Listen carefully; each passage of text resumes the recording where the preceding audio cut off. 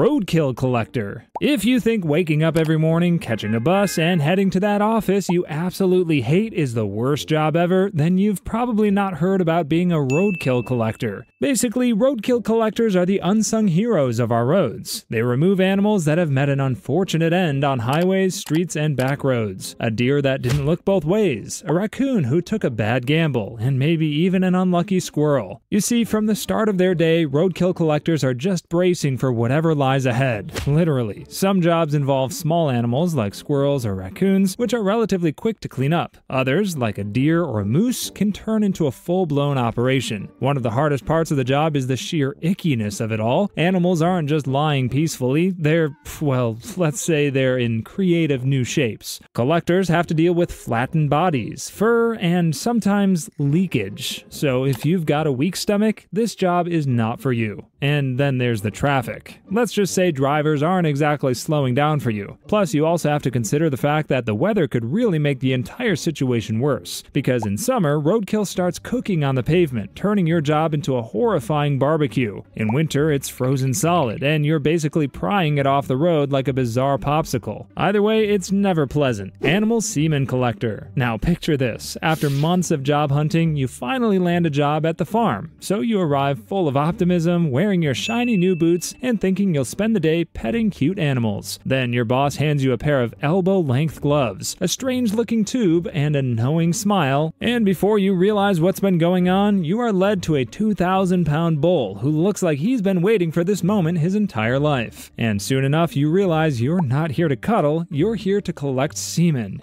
Yup, bull semen. Basically, this job is all about collecting genetic material, aka sperm, from animals, usually for breeding or conservation purposes. And this is particularly important for improving livestock genetics, helping endangered species, and keeping the wheels of agriculture turning. In other words, it's a strange but crucial blend of science, agriculture, and let's call it enthusiastic animal behavior management. Well, the process is honestly as awkward as it sounds, involving high-tech gadgets like an artificial vagina or a collection tube to gather the goods, a lot of patience, and the occasional dodge to avoid an overly excited hoof. Plus, these animals are big, strong, and not always cooperative. Wrestling with a bull or guiding a boar is like being in an intense CrossFit class, except the weights are alive and don't follow gym etiquette. And at some point, mid-collection, while you're covered in sweat and dodging a tail swipe, you'll probably find yourself asking how you got to this moment. Professional mourner. So let's say you just lost your great-grandmother and everyone is crying and mourning her loss. But then you suddenly see someone you've never met before walk into your house and start crying like it's their grandma who died. Apparently, your dad hired a professional mourner to be devastated. That's right, there are people whose jobs are to come to the burial of people they've never met before and cry their eyes out. Also called a crier for hire, you're expected to produce tears, real or fake, at the drop of a hat. If you can't cry, you'd better master the ugly cry face. Sometimes you'll even be asked to say a few words about the deceased, and this can be tricky when you've never even heard their name before. But honestly, what do you think would happen when you are obviously wailing more than everyone else? Worse still, someone there might even start consoling you instead of the family. However, being a professional mourner pays well, which is why many people still do it. But then the emotional toll can be heavy. Spending your days surrounded by grief, real or staged, can leave you feeling drained. And what if you cry to the point that you have no more tears left to shed? Does that mean you're out of business? Alaskan crab fisherman. Imagine this. It's 3 a.m. and instead of being warm in bed, you're on a freezing boat in the middle of the Bering Sea. Waves taller than skyscrapers crash around you, and the boat tilts so violently you're questioning your life choices. Your hands are numb, your face feels like 1,000 icy needles are stabbing it, and the wind howls like it's auditioning for a horror movie. Suddenly, your captain yells to you and a couple of others to get the ropes, pull up a giant steel crab pot, and hope it's full of crabs. Because if it's not, all this misery is for nothing. This is literally what the everyday work life of an Alaskan crab fisherman looks like. At its core, being an Alaskan crab fisherman is about catching crabs, specifically king crabs, snow crabs, or Dungeness crabs, in the frigid waters of Alaska. Sounds simple? Well, it's not. You see, this isn't your grandma's fishing trip with a little boat and a bucket of worms. Instead, you're hauling massive steel traps, known as pots, weighing up to 800 pounds out of the ocean. Each trip lasts weeks at a time, during which you work 18 to 20 hours a day, often without a single day off. Yes, you heard that right, this is a job where sleep is more elusive than a unicorn. As if if that isn't horrific enough, you'll be doing all the lifting and lack of sleeping in the cold, frigid waters of the Bering Sea. That's literally below freezing temperatures, combined with hurricane-force winds, and waves that can be up to 40 feet high. That's like trying to fish while riding a roller coaster during a blizzard. Then the exhaustion of working all those insane hours might make you more likely to make mistakes. On land, a mistake might mean spilling coffee. Here, it could mean losing a hand, or worse. Professional snake milker. So let's say you wake up in the morning, grab your coffee, and head to your job. But not as a lawyer, not as a teacher, but as a professional snake milker. Yes, you heard that right. Your clients for the day are literally some of the deadliest snakes on Earth. Cobras? Deadly. Vipers? Super deadly. Pit vipers, you guessed it, deadly. It's not like working at a desk job where a coffee spill is your biggest problem, because milking a snake requires lightning-fast reflexes. One wrong move and you might find yourself in a very bad situation. These snakes are faster than you can blink, and if you mess up just once, a single bite could lead to excruciating pain, paralysis, or even death in a matter of hours. It's like playing Russian roulette, except your gun is a snake's fangs, and the stakes are,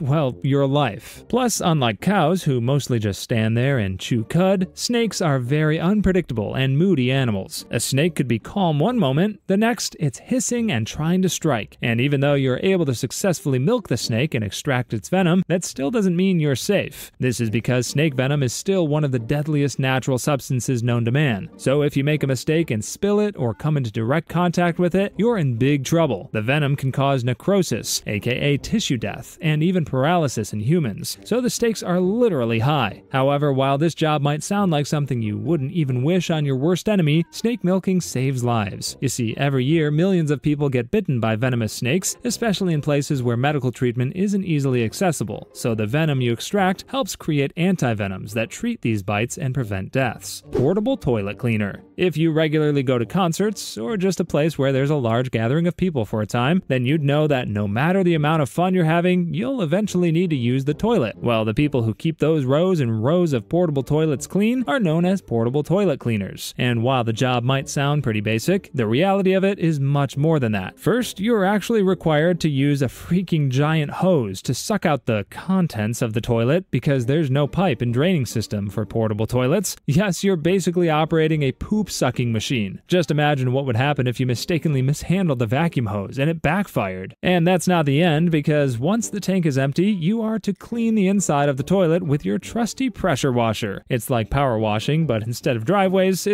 well, you get the idea. The job is a legit test of mental and physical endurance, because not only are you dealing with long rows of portable toilets, but each one is also housing its own unique aroma. Chicken sexer. A chicken sexer is quite literally someone who determines the gender of baby chicks. And before you ask, yes, it's as weird as it sounds. But someone has to do it, because when chickens are born, they look almost identical, and it's incredibly difficult to tell whether they're male or female by just looking at them. Now, if you're wondering why this is even important, you should know that in poultry farming, male chickens, also known as the roosters, and female chickens, aka the hens, have very different roles. You see, hens are the ones that lay eggs, so they're the ones most commercial farms want. Roosters, on the other hand, are more or less useless in the egg-laying business, and they're often culled, which is a fancy word for disposed of. So chicken sexers are the key players in determining which chicks get to grow up and which ones will be sent to the chopping block. So if you're a chicken tester, you'll get a hold of the chicken usually when they're just a day old, and then literally check out the chick's butt. Apparently, it turns out that male and female chicks have slightly different anatomy down there, and a trained eye can spot the difference. It sounds more like a bizarre game show than a serious profession, but you'll soon discover that it's a delicate task that requires both precision and a strong stomach. And yes, there's a lot of holding, sorting, and confirming the gender of hundreds, maybe thousands of chicks in a single day. The job is repetitive, to say the least. As if the repetition isn't enough to drive you mad, you're literally staring at chickens' behinds all day. It's awkward, weird, and probably not something anyone would put on their LinkedIn resume. It also comes with the risk of accidentally confusing a chick's sex, because, surprise, surprise,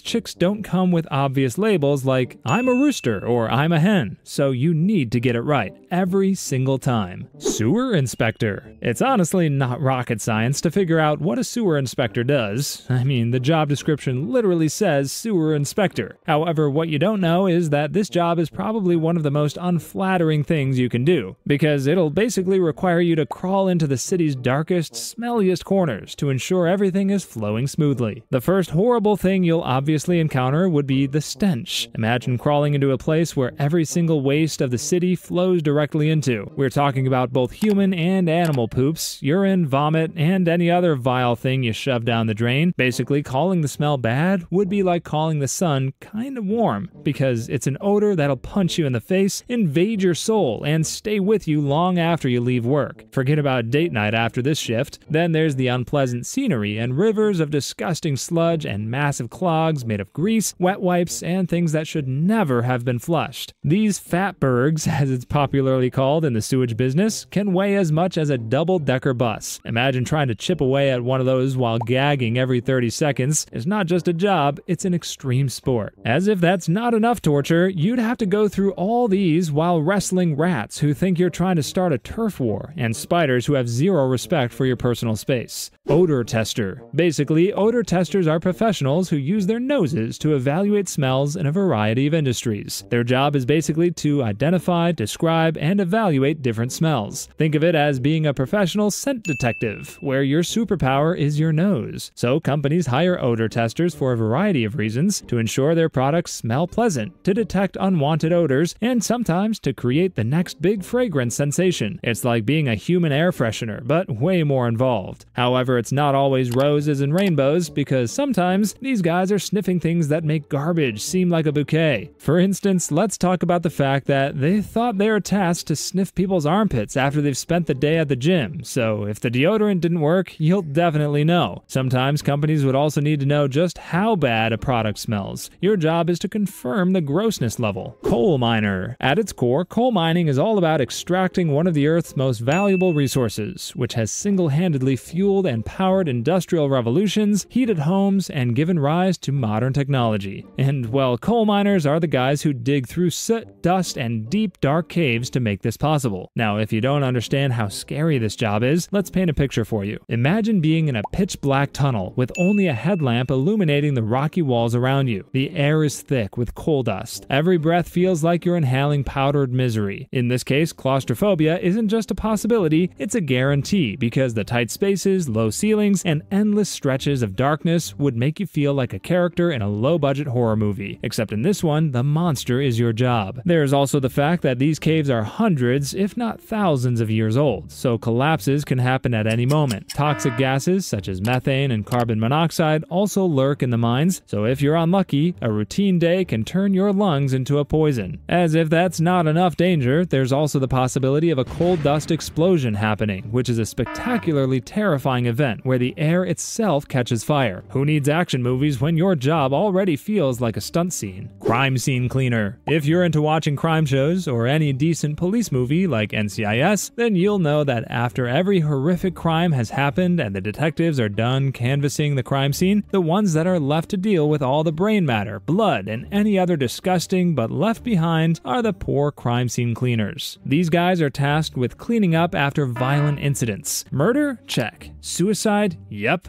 Unattended death where the body wasn't found for weeks? Oh, that's their bread and butter. If it's gruesome, messy, and leaves behind things you'd rather not think about, these professionals are the ones sent to clean it up. Now, while these guys are possible literal heroes to be cleaning up and restoring the affected area back to a livable condition, you can't honestly forget the fact that this job is not only disgusting, but utterly gruesome. First of all, there's the smell. Can you imagine what cleaning up after someone who's been decomposing for days with maggots everywhere and who most likely passed their bowel movement would smell like? Think of it as the world's worst mix of rotten meat, spoiled milk, and gym socks that have been left in a swamp. And the worst part is that even with all the masks and air fresheners, you can't fully escape it. But here's the kicker, you can't complain because the smell is literally your job. Plus, this job doesn't just test your stomach, it tests your soul too. You're often cleaning up after tragedies, and the emotional weight can be heavy. Families might still be grieving, and you have to offer a professional, empathetic presence while scraping dried blood off a wall. Then there's the fact that crime doesn't particularly have a schedule, and neither do cleanups, so you could get a call at 3 a.m. or right before dinner. Well, if you love stability, then just know that this is not the gig for you.